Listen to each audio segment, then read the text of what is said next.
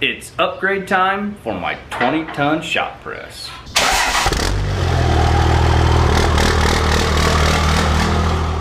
Hey guys, what's up and welcome back to another edition of Tool Tech Tuesday. Like I said in the beginning, tonight we're going to be upgrading my 20-ton shop press from Harbor Freight. But before we get started, if it's your first time visiting us, why don't you hit the subscribe button in your lower right hand corner and become part of the family. A few weeks back, I did an unboxing and an assembly on the 20-ton press from Harbor Freight. If you guys have not had a chance to see that, I will link it right up here if you want to go back and hit the link and go back and check it out. Also, I have some gloves from Olsa Tools. I'll tell you about these just a little bit later. Stay tuned to the end of the video if you want to find out more about these, and you never know, I may just give them to you. Before we get started, also, I've got a new flavor of Monster that I want to try. This is Ultra Fiesta. I saw this, actually my son brought it to me just a little bit ago. He went down to my local carryout and grabbed one for me, so I was grateful for that.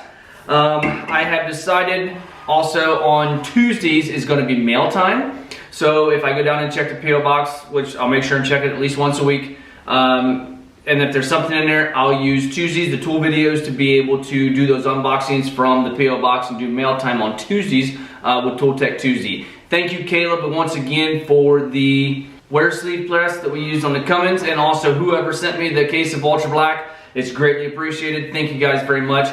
As always, the address is in the description of every video. So, like I said, it is upgrade time for the shop press. One of the things that I've been wanting to do is upgrade the jack on it. So for Father's Day, my wife and son got me a $50 gift card for Harbor Freight. So I thought, what better time than now to go out and pick up the air over hydraulic 20-ton bottle jack.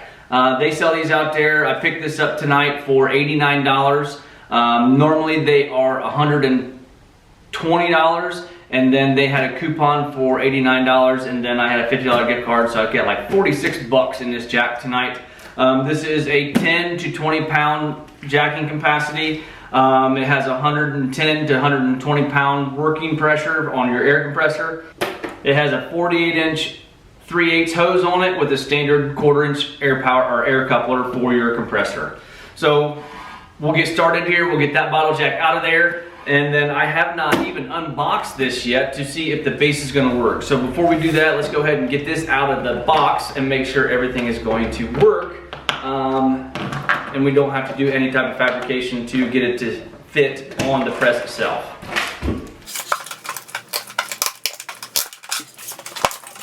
First, open it up. You got your instructions. Got some packing foam. Got the worthless 2-piece handles.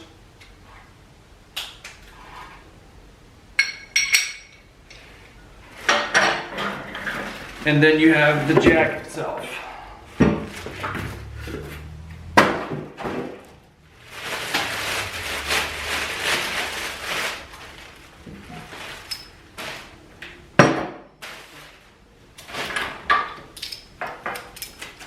Like I said, it has a 48-inch hose on it, and it does come pre-assembled with a nipple already on it, which I thought was pretty cool.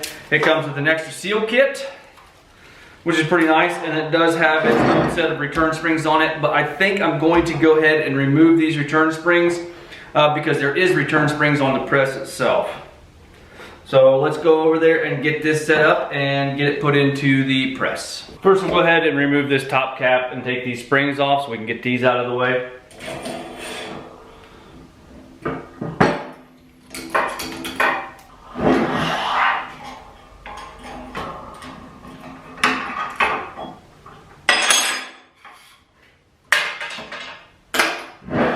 Now we'll head over here to the press, take these Allen bolts out, and get this bottle jack out of the way. These are the springs I was talking about. I think it'll be a lot better. These will be out of the way of the bottle jack, releasing it, and also it is a manual jack too. So we'll go ahead and, like I said, remove those springs. That way everything is out of the way. The reason I wanted to go with the pneumatic powered bottle jack is because if you have, you can see this is on the highest setting now, and it takes forever to get down to wherever or whatever you're working on. I have that tight now. To get down to here, it would take several pumps. You can see how minimal it is moving. At least with the pneumatic bottle jack, all we gotta do is hit the button and it'll go down automatically without having to sit there and move this handle up and down. And one thing I did notice, this bottle jack, you can see how that is leaking around its seals. So, good thing we're replacing it now.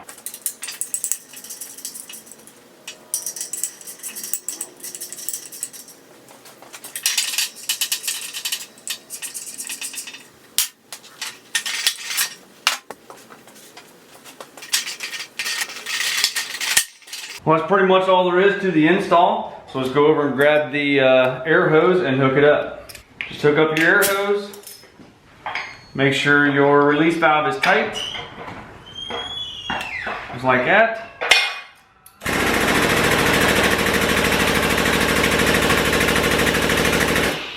And that makes it a hell of a lot better than sitting there putting this handle in here, having to crank it down.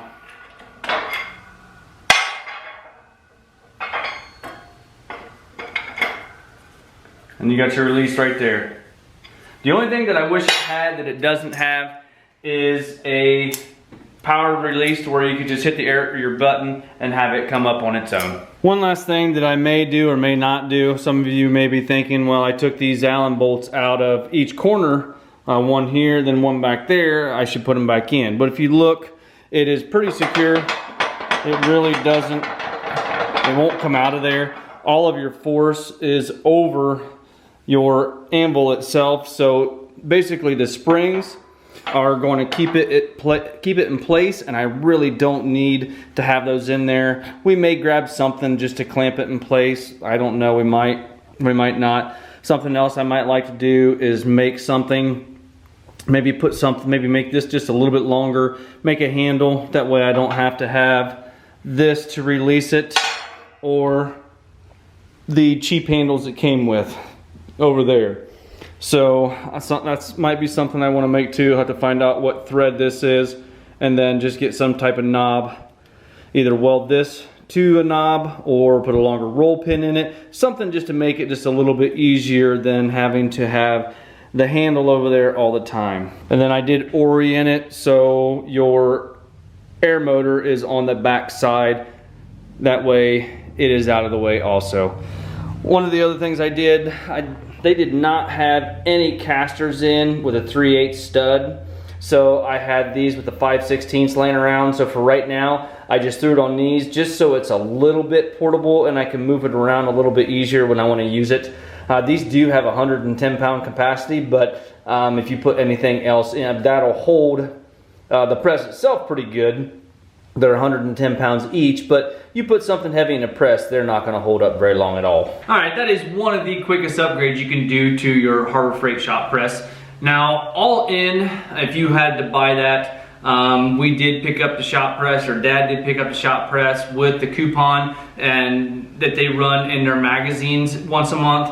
That usually is on, it usually has a coupon for $149, so you can get, basically we're gonna call it 150 bucks.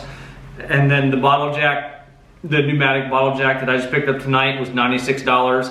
I'm gonna round back down to $95. So all in, you're at just about $250, $245 to be exact. If you wanna be real exact, you can look the prices up and do the exact math. So for 250 bucks, it does make the usability of that press a lot nicer. It's a lot more user-friendly, and the ability to be able to just press a button and have your ram go down versus sitting there cranking or jacking that up and down for 50 to 100 times before it even touches your piece of material, because I do have that set at the highest setting and you saw how fast it was moving. So I do like the fact of being able to just press the button and air does the job for me. So like I said, I have some Ulsa gloves here. First pair we have is their mechanic style gloves. These do have the knuckle protectors on the top of them. They're synthetic leather and they are water and oil resistant. I will put a link in the description for Also Tools if you guys want to check these gloves out.